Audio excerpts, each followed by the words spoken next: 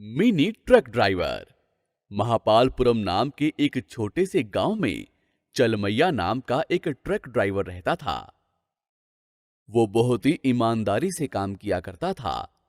वो अपने लाभ से 1 रुपया भी लोगों से ज्यादा नहीं लेता था। इसलिए लोग चलमैया के पास से ही चीजें खरीदते थे।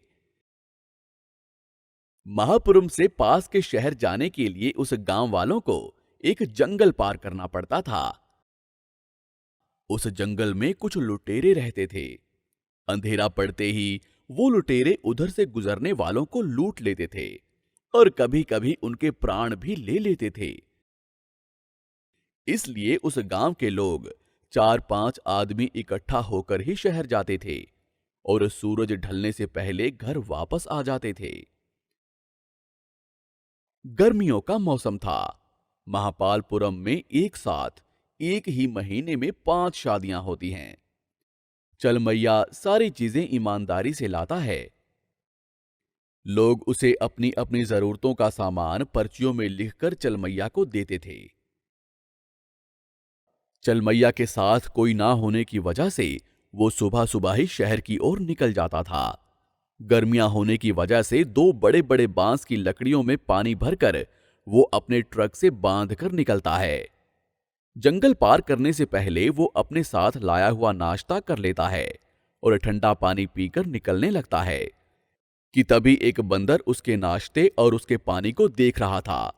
ये देख चलमैया समझता है कि उस बंदर को प्यास लग रही है। उस जंगल में कोई सुविधा ना होने के कारण उस जंगल के जानवरों को प्यास बुझाने के लिए बहुत परेशानी होती थी।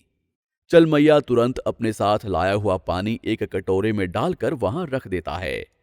बंदर बिना डरे आकर पेट भरकर पानी पी लेता है। पानी पीने के बाद बंदर की आंखें चमकने लगती हैं। वो बेजुबान जानवर शुक्रिया अदा करता है। एक बेजुबान जानवर एक गिलास पानी देने पर धन्यवाद कहता है। ये कितनी विचित्र बात है। इंसान इस बेजुबान जानवर के सामने कुछ भी नहीं है। तभी चलमैया को एक ख्याल आता है और वो अपने ट्रक से उतरकर ट्रक में से एक बड़ी सी बाल्टी निकालकर उसे एक पेड़ के नीचे रख देता है और अपने बड़े बांस की लकड़ियों में लाया हुआ पानी उस बाल्टी में डालकर वहां से निकल जाता है। ज्यादा सामान खरीदने के कारण शहर में थोड़ी देर हो जाती है।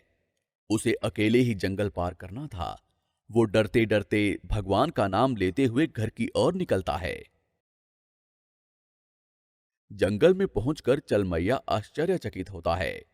जिस पेड़ के नीचे बाल्टी रखकर उसने पानी डाला था, उसके आसपास बंदर पानी पीकर नाच रहे थे।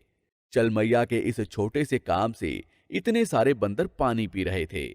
ये देख चलमैया खुश होता है और अपना ट्रक लेकर निकलता है।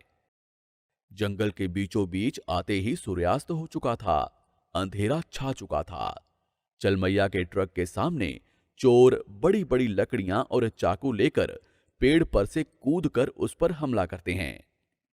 अपनी गाड़ी छोड़कर बिना पीछे मुड़े यहां से चले जाओ, वरना तेरे प्राण चले जाएंगे, समझा? ये कहकर चोर चिल्लाता है। अब तो मैं कुछ भी नहीं कर सकता। जिंदा रहा तो पानी पीकर भी जी सकता हूं। ये सोचकर वो ट्रक से नीचे उतरता है। इतने में एक बड़ी सी बंदर वानर सेना उन चोरों पर टूट पड़ती है। वो किसी के बाल खींचते हैं तो किसी का मुंह नोचते हैं और किसी को मारने लगते हैं। ये देख चोर अपनी जान बचाकर वहां से भाग निकलते हैं। उनके जाने के बाद सारे बंदर ट्रक के चारों तरफ गोल गोल खड़े हो जाते हैं। चलमैया इनकी इस हरकत से आश्चर्यचकित होता है। एक बड़ा सा बंदर ट्रक पर चढ़कर स्टीयरिंग घुमाता है। चलमैया समझता है कि बंदर ट्रक चलाने को कह रहा है। ये बेजुबान जानवर कितने शुक्रगुजार हैं। यही समझकर वो ट्रक चलाने लगता है। सारे बंदर गाड़ी के साथ साथ चलने लगते हैं। ऐसा लग रहा था मानो जैसे सारे बंदर चलमैया और गाड़ी की हिफाजत कर रहे हों। जंगल पार होने के बाद सारे बंदर एक लाइन में खड़े होकर चलमैया को हाथ जोड़कर प्रणाम करने लगते हैं। ये देखकर चलमैया की आंखें और दिल भर गया।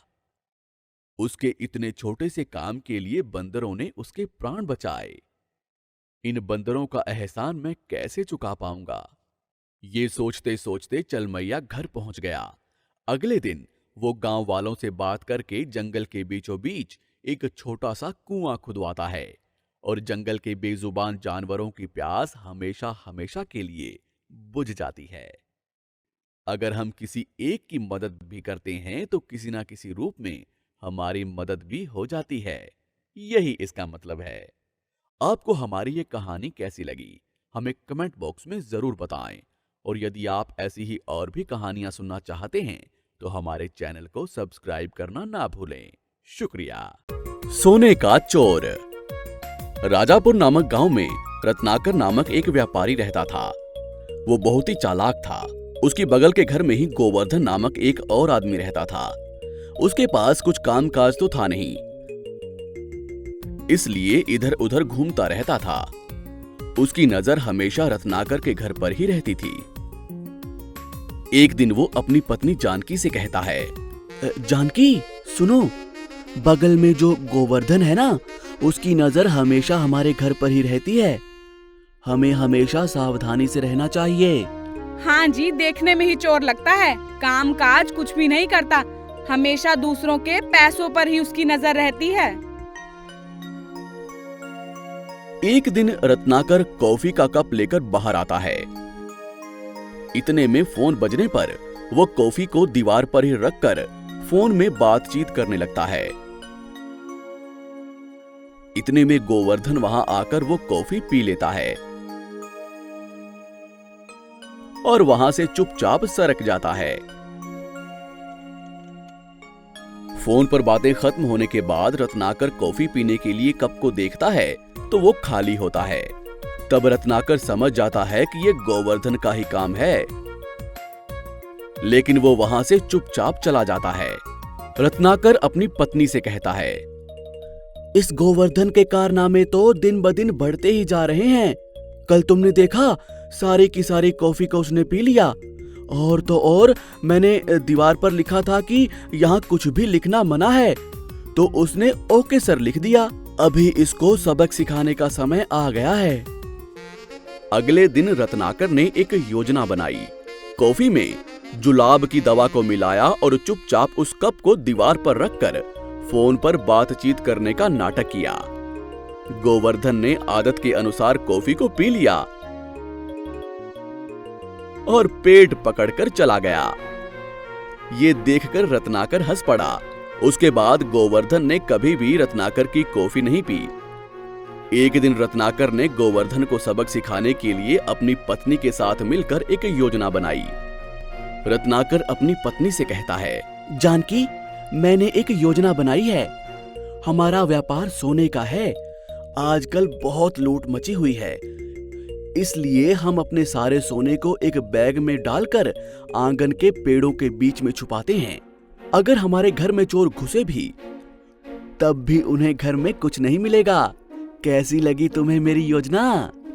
जाकर मैं सारे जेवर, सभी दुकान के जेवर को एक बैग में डाल देती हूँ और आप उस बैग को आंगन में पेड़ से बांध देना।